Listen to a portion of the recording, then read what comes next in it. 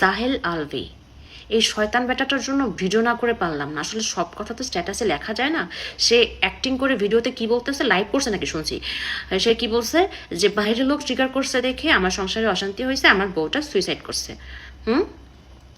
ভালো করে ট্রিগার করতে পারলে আপনার ডিভোর্স হয়ে যেত, অ্যাটলিস্ট মহিলাটা বাঁচতো আর আপনার বাচ্চাটা মাহারা হতো না।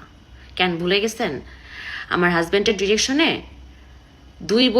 দুই বউ বয়রা নাটকে যখন আপনি শুটিং সেটে আসলেন সকালবেলা, আপনার রক্ষিতা তিথিকে নিয়ে সকালবেলা একসাথে গাড়ি করে আসলেন, এসে কারোর সাথে হাই হ্যালো নেই, ব্রেকফাস্ট করা নেই, একটা রুম লক করে ফেললেন। রুম লক করে আপনার রুমের সামনে প্রোডাকশন বয় খাবার নিয়ে দাঁড়ায় থাকলো, আপনার রুম খুললেন না কেন ভাইয়া? কি করতেছিলেন? খুব ইম্পর্টেন্ট মিটিং হচ্ছিল তাই না, যেন রুম খোলা যায় নাই তাই না?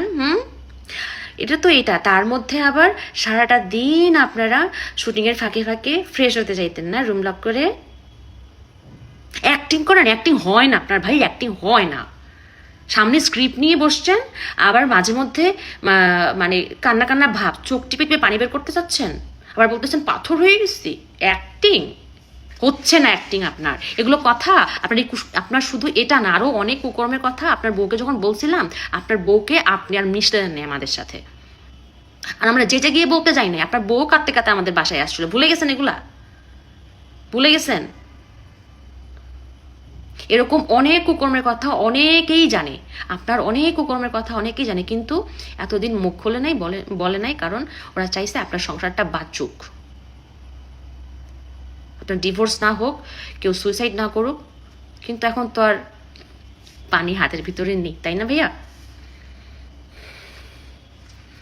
সব দোষ মানুষের, আর আপনি আর আপনার রক্ষিতা তিথি ফেরেশতা, দুধে ধোয়া তুলসী পাতা, তাই না? পেয়াত্তুপ লম্পট কোথাকার।